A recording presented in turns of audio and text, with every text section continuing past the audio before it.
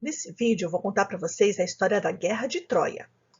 O Monte Olimpo é o monte mais alto da Grécia. Por isso, os gregos acreditavam que era lá que os deuses moravam.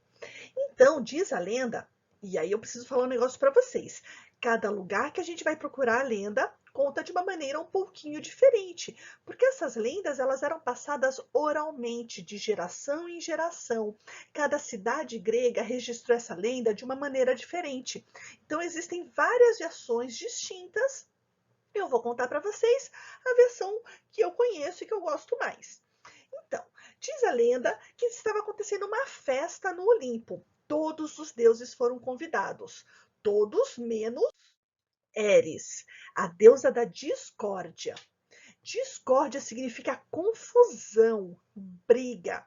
Nós diríamos hoje treta ou barraco. Então, a Eris era a deusa que gostava de uma encrenca. Ela gostava de ver o pessoal se descabelando mesmo, o pessoal brigando uns com os outros. Então, a Eris, quando descobriu que não foi convidada para a festa, ela fez uma maçã de ouro. Em algumas versões da lenda diz que é um pomo de ouro, que é uma espécie de um pêssego, uma frutinha. Ela fez uma frutinha de ouro, levou até a festa e disse que essa fruta deveria ser dada para a deusa mais bela de todas. Queridos, uma coisa bastante importante que a gente precisa lembrar é que, para os gregos, belo era muito mais do que bonito. Ser bonito era uma coisa importante, uma coisa bacana ser bonito, mas ser belo, para os gregos, era ser perfeito. Então você tinha que ser bonito, inteligente, bom caráter, bondoso, bom nos esportes, bom na música, bom nas artes, enfim, tinha que ser perfeito. Então, quando a Eris chega com esse pomo de ouro para dar para a deusa mais bela, todas elas queriam ser. E começa uma confusão danada. Todas as deusas querem o direito a ser consideradas a mais bela, a mais perfeita.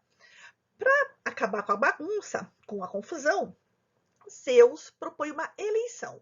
Todos os deuses votariam em quem eles acham que deveria ser a mais bela. Essa eleição acaba empatada. E as deusas que são consideradas as mais belas são a Atena, deusa da sabedoria, a Artemis, a deusa da lua e da caça, e a Afrodite, a deusa do amor.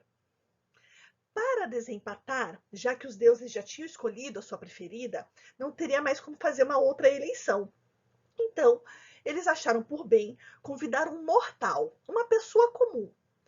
E dentre esses mortais, eles escolheram, já que era um concurso de beleza, eles escolheram um rapaz que era considerado o mais perfeito dentro das possibilidades humanas. E esse jovem era o príncipe de Troia, o Paris.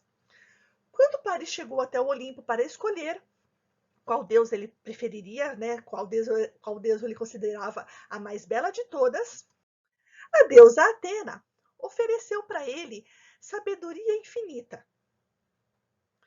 Paris pensou bem e achou que não era justo que um ser humano tivesse toda a sabedoria do mundo, e ele não votou em Atena. A Artemis, deusa da caça e da lua, ofereceu para Paris que ele fosse um excelente arqueiro, que ele nunca errasse uma flecha.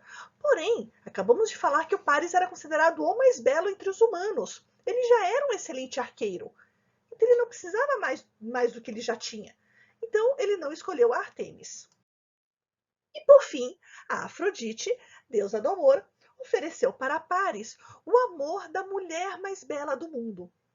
O Paris era solteiro, sem nenhuma crushzinha para namorar. Ele pensou assim: poxa, é uma boa ideia, eu vou votar na Afrodite.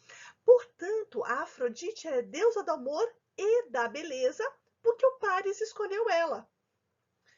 Várias situações ocorreram na vida do Paris e ele acabou sendo levado até a cidade de Esparta.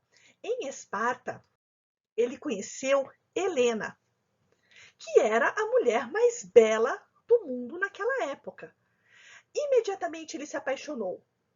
Em muitas versões da lenda dizem que isso foi o encantamento de Afrodite, que fez com que ele se apaixonasse por Helena e Helena se apaixonasse por ele.